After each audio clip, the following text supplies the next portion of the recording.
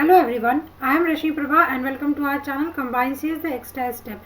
In this video, we are going to discuss next MCQ series on communication and it is Unit 4 for UGC and TNN. तो जैसा मैंने पहले भी बताया था dear friends, we are continuing the series of communication and in the coming 10 days we will be covering all the important concepts of communication. So let us start with our today's session. Today is day 2 and in this video I will be providing you some concept plus MCQ questions. तो first question आपके screen पे दिख रहा होगा. This is question number 6 because in previous video we have already covered question 1 to 5. तो अगर आपने उस वीडियो को नहीं देखा है तो आप उस वीडियो को जाकर ज़रूर देखें और अभी से अपनी स्ट्रैटेजी बनाइए and just start revising each and every concept so that जो 2021 में आपका कोई एग्जामिनेशन होने वाला उसके लिए आपका बेस्ट प्रिपरेशन रहे.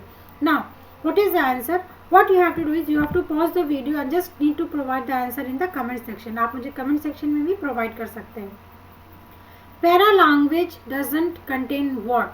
तो there most important thing is कि जो पैरा लैंग्वेज आपको वो मालूम चाहिए और वो क्या कंटेन नहीं करता है. Okay, so let us see the answer. Answer will be none.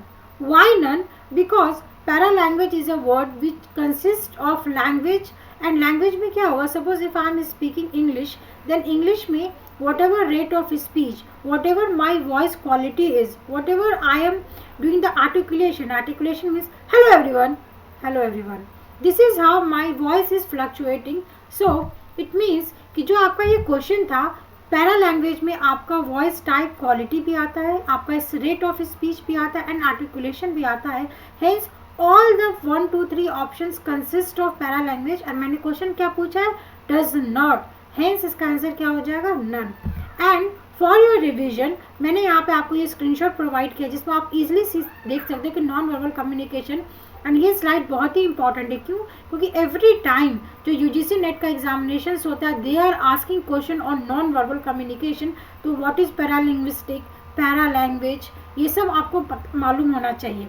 तो अगर मैं बात करूँ यहाँ पे तो vocal and paralinguistic phenomena this and non vocal phenomena ये दोनों नॉन वर्बल कम्युनिकेशन का पार्ट है and this is the high weightage non verbal communication. तो यहाँ पे आपकी बात होती है इंडिविजुअल वोकल कैरेक्टरिस्टिक जिसमें आपका वॉइस का type, your voice quality, again melody. Melody represent आपकी किसी भी कीवर्ड पे कितना स्ट्रेस कर रहे हो, आपका इरिटेशंस क्या, मतलब कि whatever you are speaking उसकी मीनिंग क्या निकल रही है. Fine. Now speech rate, whatever you are speaking, जैसे मैं बहुत फास्ट बोल रही हूँ आपको कुछ नहीं समझ में आएगा. तो दिस इज हाउ मैंने अभी बहुत फास्ट में बोला तो कहीं ना कहीं आपको उसको इंटरप्रेट करने में प्रॉब्लम आएगा. नेक्स्ट थिंग कि मैं एक रिदम में बोल रही हूँ, मैं प्रॉपर पॉजेज ले रही हूँ. तो this is what rate of speech. Then form of articulation. Articulation means कि क्या आप शाउट कर रहे हो या आप विस्परिंग कर रहे हो, जैसे आप कान में किसी को फुसफुसाते हो. करेक्ट. तो इट डिपेंड्स कि आपका जो भी सर्कमस्टांसेस है उस सर्कमस्टांसेस के according you are fluctuating your voice, that is known as vocal. These all are known as vocal characteristic which comes under non-verbal communication.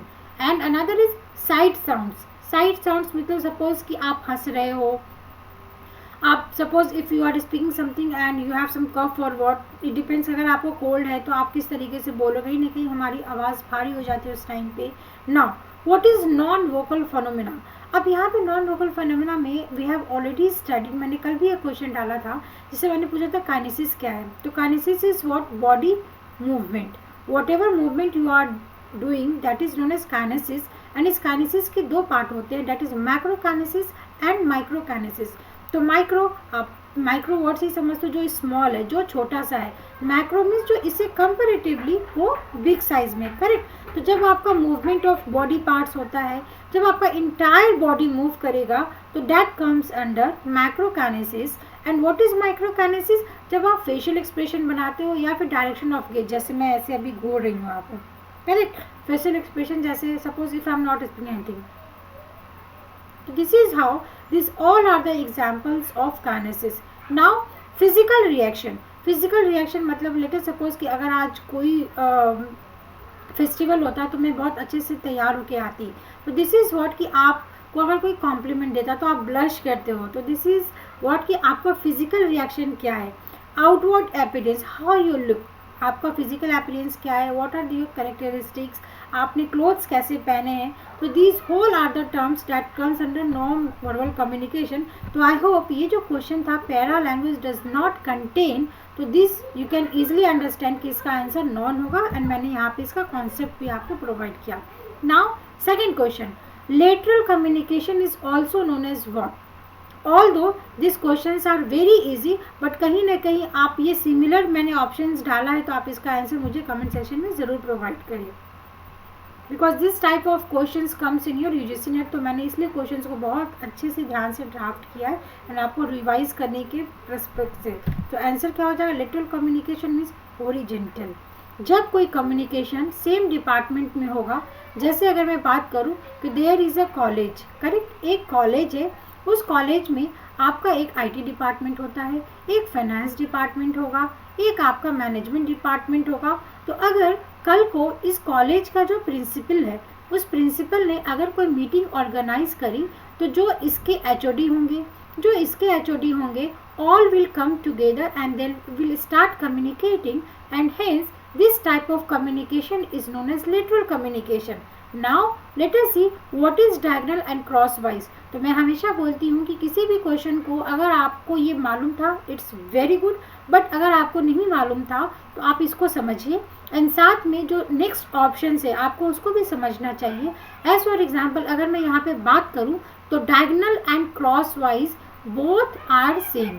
ठीक है, आप डायगोनल बोलो या आप क्रॉसवाइज कम्युनिकेशन बोलो, both are same.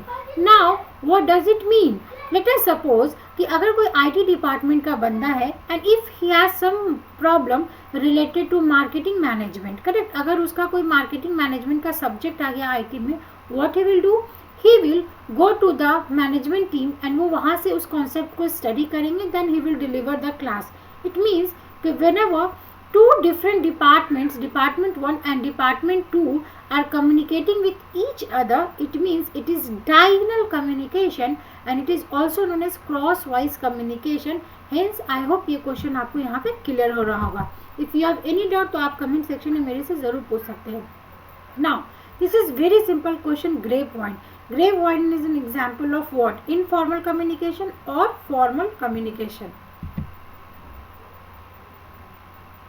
You can expect assertions and reasons type of question. तो आप explanation को बहुत ध्यान से सुने एंड अगर आपको कोई भी डाउट होता है तो आप कमेंट सेक्शन में ज़रूर पूछिए. तो ग्रे पॉइंट को आप दूसरी लैंग्वेज में समझ सकते हो, जो आपके र्यूमर्स होते हैं या फिर आप ह्यूमर भी बोल सकते हो, करेक्ट, र्यूमर्स. तो यू कैन ऑल्सो नो कि जो र्यूमर्स है वो बहुत तेज़ी से स्प्रेड होता है, बहुत फास्ट स्प्रेड होता है ना. तो सपोज आप एक ऑफिस में हो, उस ऑफिस में if there is a snack time, तो आप स्नैक टाइम में अपने फ्रेंड से, अपने कॉलीग से बात कर रहे हो, तो that type of communication comes under grey point and that is known as informal communication.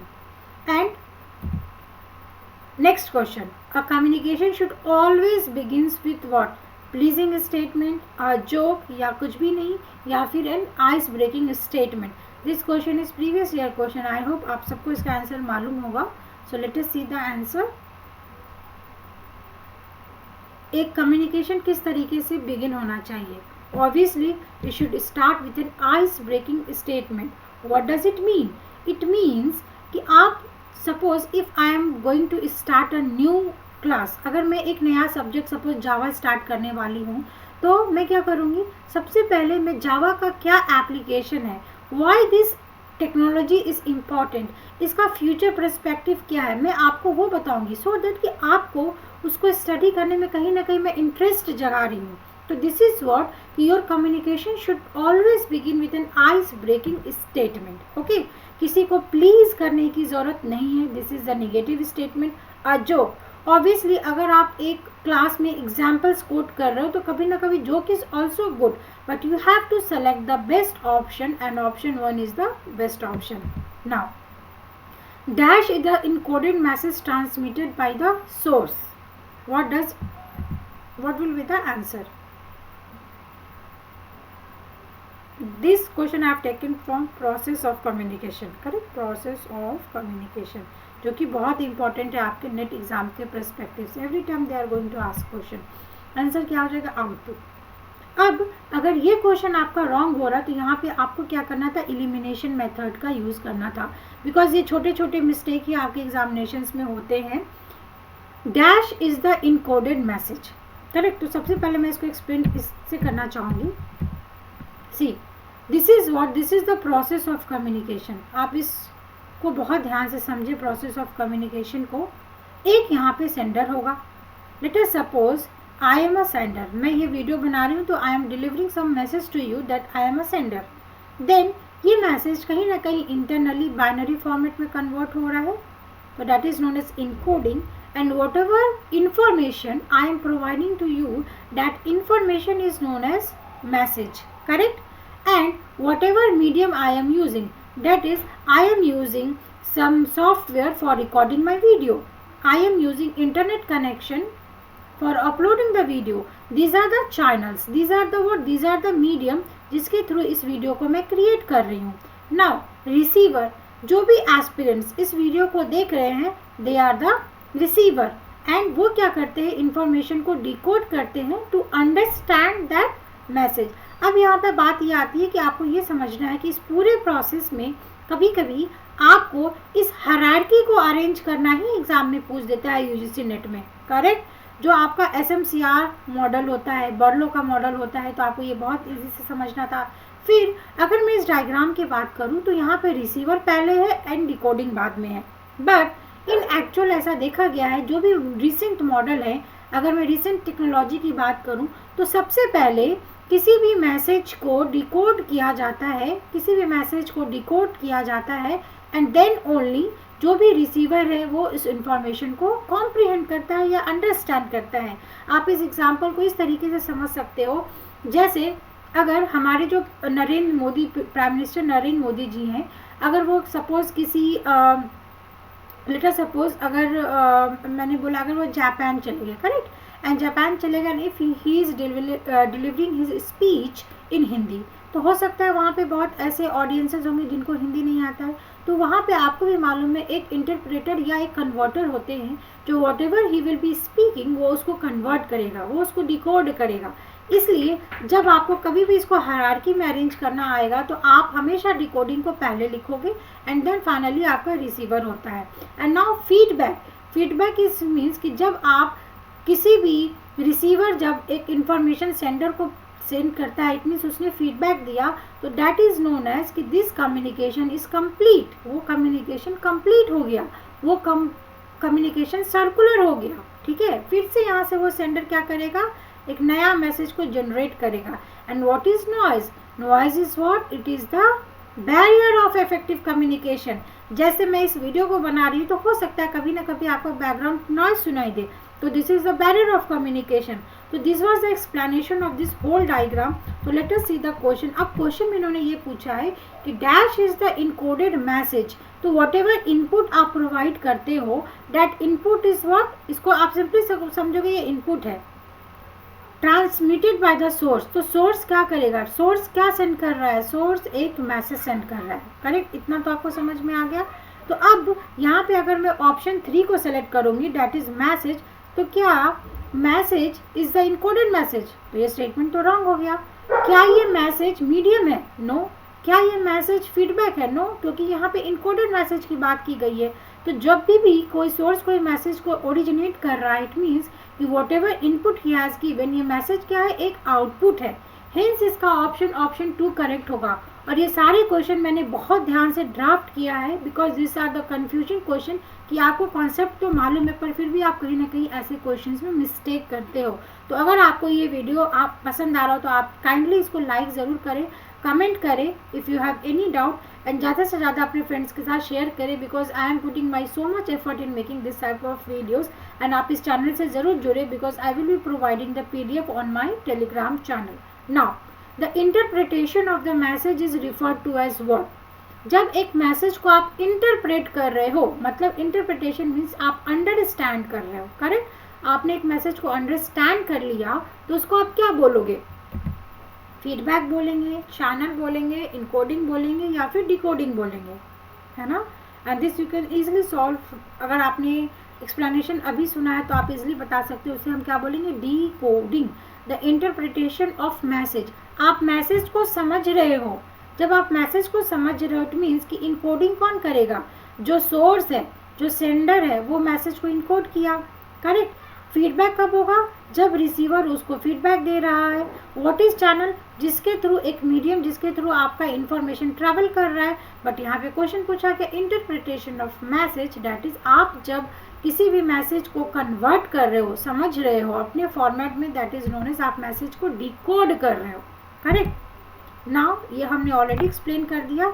So these are the steps of communication, मैंने यहाँ पे पूरा इसका एक्सप्लेनेशन प्रोवाइड किया है। Like the main step inherent to all communication are the formation of communication, motivation और reason. ये सबसे पहले मैसेज का कॉम्बिनेशन, तो message can be in the form of internal और टेक्निकल। आपका जो भी मैसेज का इनकोडिंग होता है, as for example your digital data, whatever you are writing, whatever you are speaking, whatever pictures you have, whatever gestures you are making while making anything, that is known as आपने message को encode कर दिया। Transmission is what, transmission of the encoded message as a sequence of signal using a specific channel और medium. तो ये जो slide है, ये स्लाइड बहुत ही इंपॉर्टेंट है, इससे आपके असर्शंस एंड रीजंस के क्वेश्चंस बहुत बनते हैं, तो आपको इसको समझना बहुत ही इंपॉर्टेंट है। ये हमने ऑलरेडी डिकोडिंग, इंटरप्रिटेशन सब कुछ एक्सप्लेन कर दिया है। So this was the question. Now this is the last question which I am giving you the assignment. तो जो भी मेरे एक्टिव लर्नर्स है, मैं उनसे रिक्वेस्ट करूँगी कि आप बहुत ध्यान से वीडियोज़ को देखें and just provide me the answer in the comment section. Communication is not an end in itself, rather it is the means to attain other ends and goal. Reason क्या है, fidelity of communication is required for evaluation and effective communication. तो I am putting my too much of effort in making this video because these are the very important questions. इस तरीके के questions ही आपके examinations में आ रहे हैं from the last 2018, 2019 and you have recently seen कि 2020 में भी आपके टाइम टेकिंग क्वेश्चंस आते हैं, तो अभी से आपको इसकी प्रैक्टिस करना बहुत ही इंपॉर्टेंट है। So let's wait for tomorrow's video and अगर आपको ये वीडियो अच्छा लग रहा है तो आप इसको मेरे चैनल को सब्सक्राइब ज़रूर करें एंड मेरे टेलीग्राम चैनल को ज्वाइन करें। You can also follow me on Facebook और WhatsApp. Thanks for watching, thank you dear friends, and if you have any doubt तो आप कमेंट सेक्शन में ज़रूर लिखिए।